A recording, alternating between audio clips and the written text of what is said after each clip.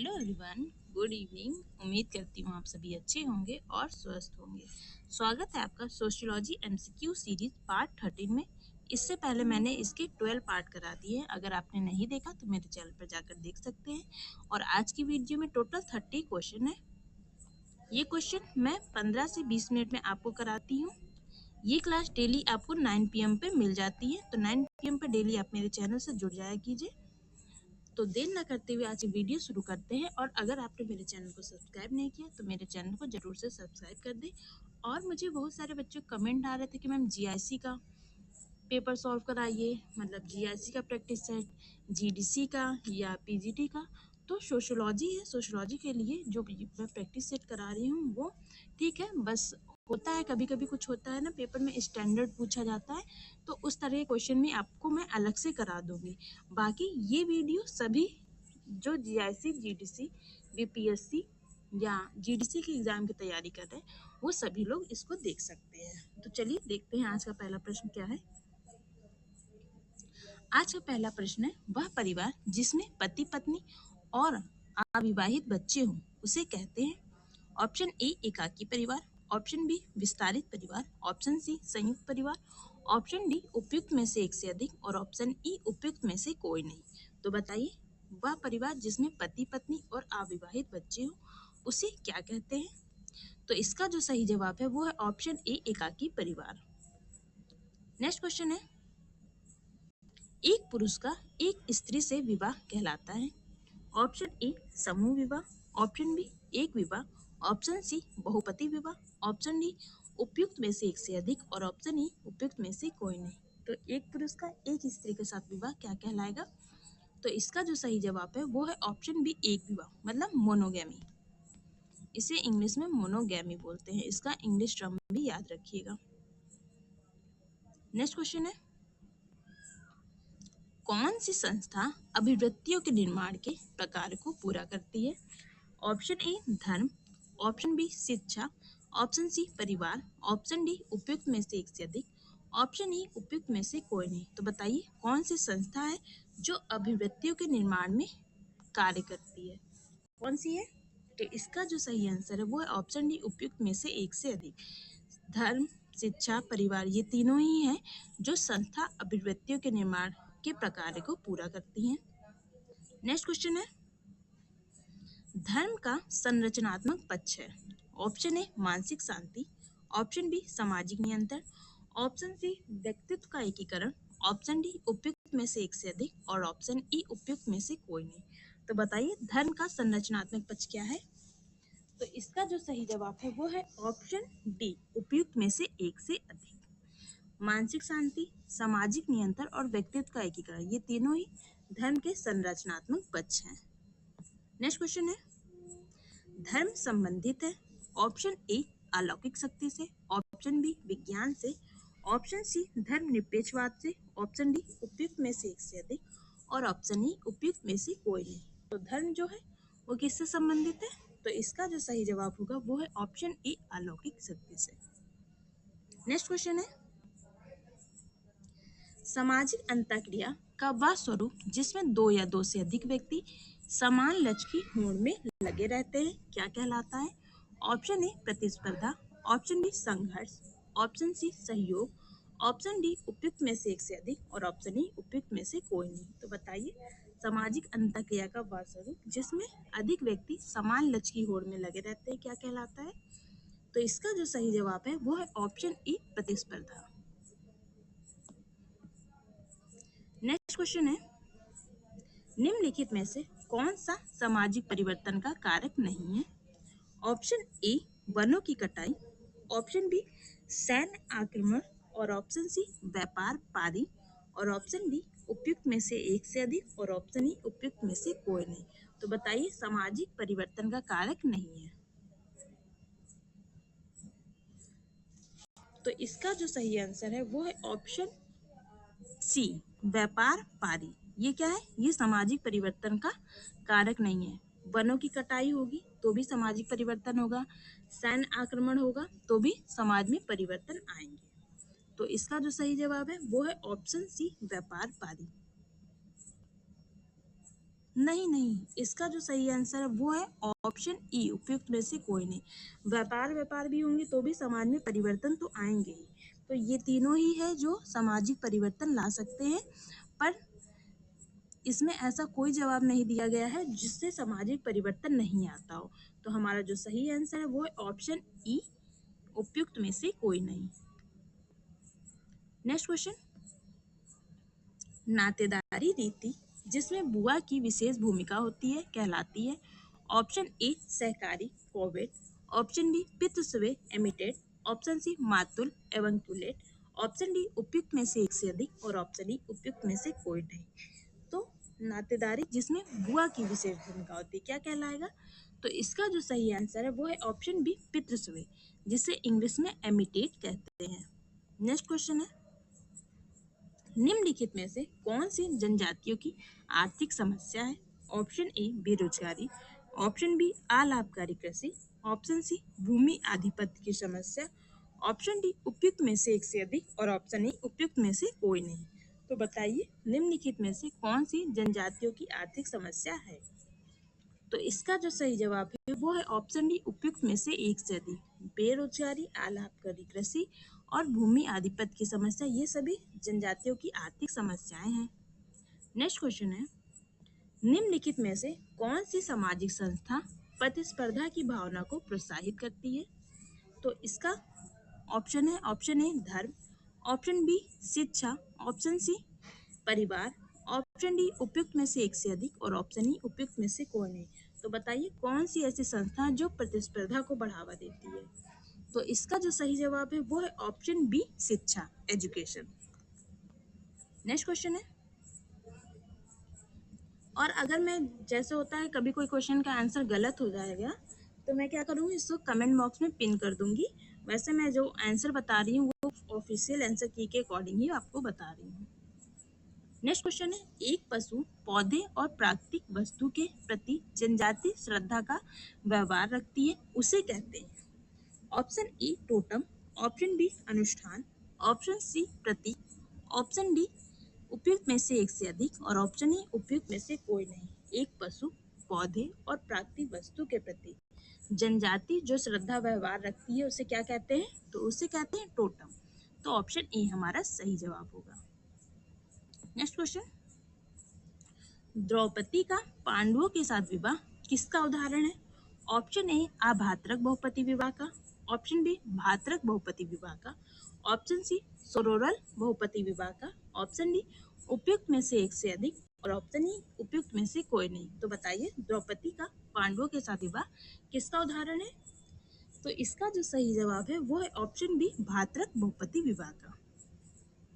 Next question है, निम्नलिखित में से कौन सा संयुक्त परिवार का लक्षण नहीं है?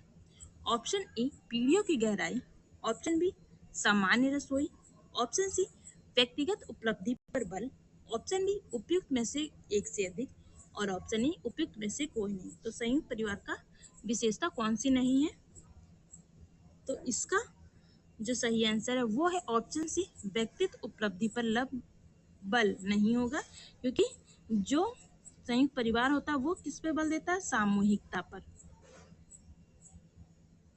नेक्स्ट क्वेश्चन है, फैक्ट्री के मालिक और फैक्ट्री के कर्मचारियों के बीच संघर्ष का एक उदाहरण है, किसका उदाहरण है? ऑप्शन ए वर्ग संघर्ष का, ऑप्शन बी जाति संघर्ष का, ऑप्शन सी प्रजाति संघर्ष का, ऑप्शन डी उपयुक्त में से एक से अधिक और ऑप्शन ई उपयुक्त में से कोई नहीं। तो फैक्ट्री के मालिक और फैक्ट्री के कर्मचारियों के बीच जो संघर्ष होगा वो किसका उदाहरण है? तो इसका जो सही जवाब है वो है ऑप्शन ए वर्ग संघर्ष का। नेक्स्ट क्वेश्चन, निम्नलिखित में से कौन सी विशेषता जाति और वर्ग व्यवस्था में सामान्य है?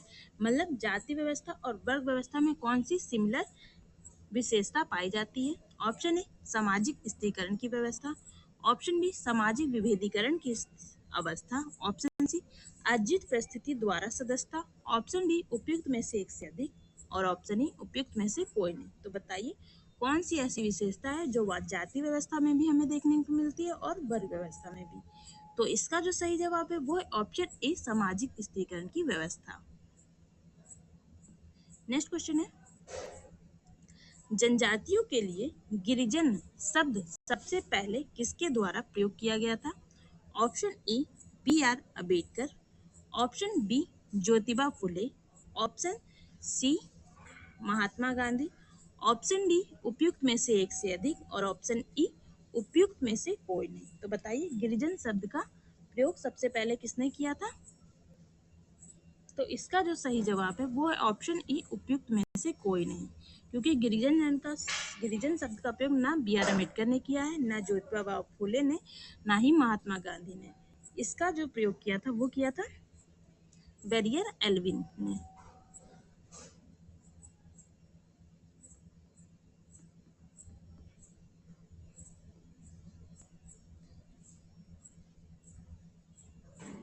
नेक्स्ट क्वेश्चन है स्वरूपात्मक संप्रदाय की अवधारणा किसने दी है?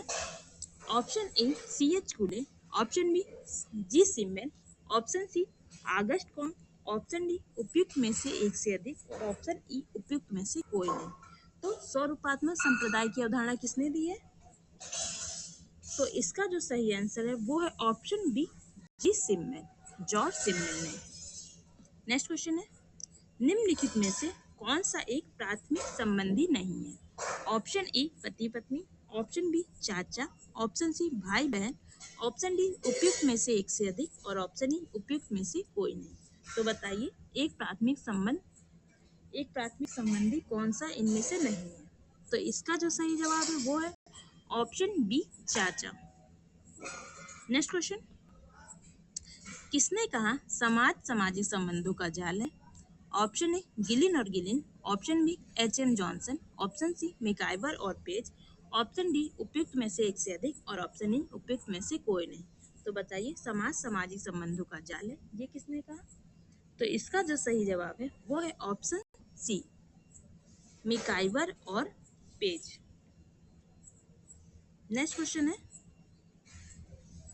और गिरिजन शब्द का प्रयोग सर ब्रेंस ने भी किया था।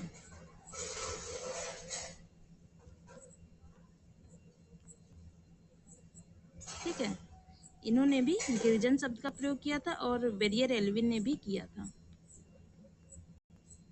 इन तीनों में से कोई भी राइट आंसर नहीं होगा, तो इसके लिए आप कंफ्यूज मत होइएगा बिल्कुल भी। नेक्स्ट क्वेश्चन किसने कहा संस्कृति पर्यावरण का मानव निर्मित भाग है?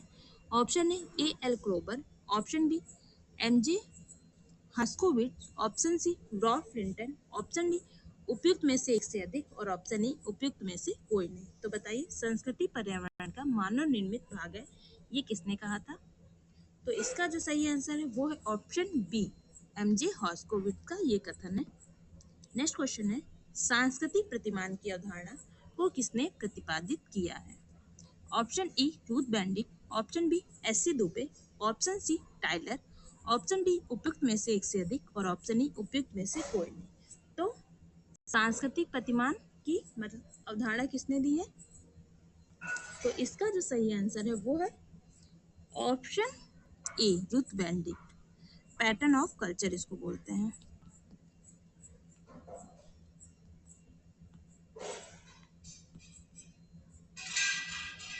नेक्स्ट क्वेश्चन है सामाजिक संस्करण का आधार है।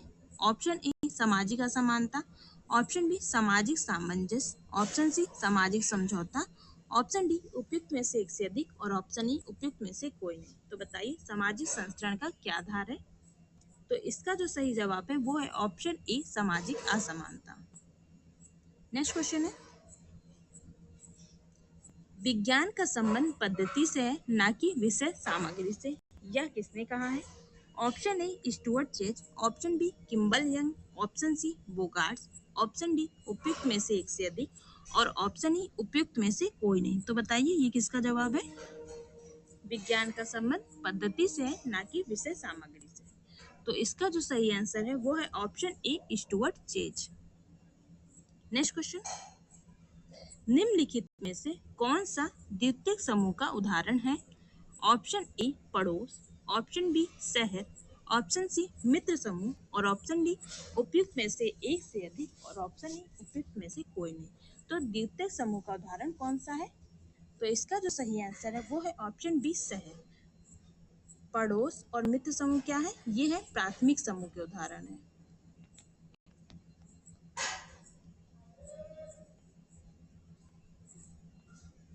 नेक्स्ट क्वेश्चन, निम्नलिखित में से कौन सा तत्व समाज के निर्माण का महत्वपूर्ण आधार नहीं है? ऑप्शन ए रीतियां, ऑप्शन बी कार्य प्रणाली, ऑप्शन सी भौतिक संस्कृति, ऑप्शन डी उपयुक्त में से एक से अधिक और ऑप्शन ई उपयुक्त में से कोई नहीं। तो समाज के निर्माण का महत्वपूर्ण आधार नहीं है, तो इसका जो सही आंसर है वो है ऑप्शन ए उपयुक्त में से कोई नहीं, क्योंकि रीतियां, कार्य प्रणालियां और भौतिक और अभौतिक संस्कृति दोनों ही क्या होती है? समाज के निर्माण में महत्वपूर्ण योगदान देती है। तो इसका जो सही जवाब है वो है ऑप्शन ए उपयुक्त में से कोई नहीं। नेक्स्ट क्वेश्चन है,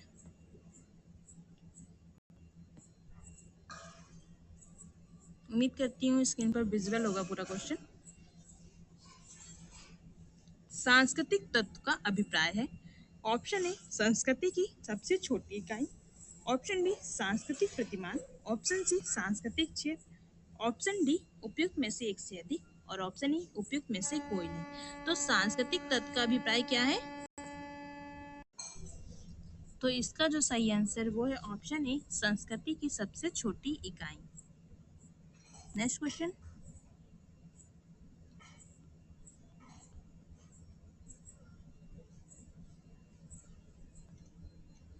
निम्नलिखित में से कौन सा एक कारक पर्यावरणीय संसाधनों की क्षीणता में योगदान देता है?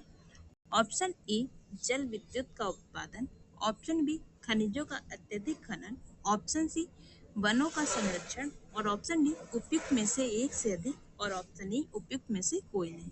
तो बताइए, पर्यावरण संसाधनों की क्षीणता मतलब पर्यावरण संसाधनों को जो नाश करता है, जो विनाश करता है, उसमें क्या क्या कारक इन्वॉल्व होते हैं? तो इसका जो सही जवाब है वो है ऑप्शन डी उपयुक्त में से एक से अधिक। जल विद्युत का उत्पादन, खनिजों का अत्यधिक खनन, सॉरी इसका आंसर उपयुक्त एक से अधिक नहीं होगा, बल्कि इसका आंसर है ऑप्शन बी अत्यधिक खनिजों का अत्यधिक खनन। सॉरी बाय मिस्टेक मैंने गलत बोल गया। तो इसका जो सही आंसर है वो है ऑप्शन बी खनिजों का अत्यधिक खनन। नेक्स्ट क्वेश्चन है,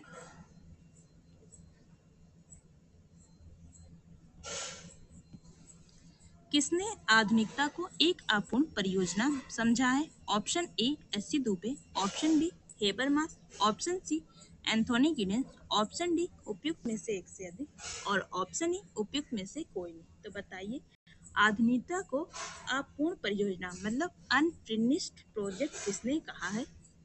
तो इसका जो सही आंसर वो है option B Habermas. Next question,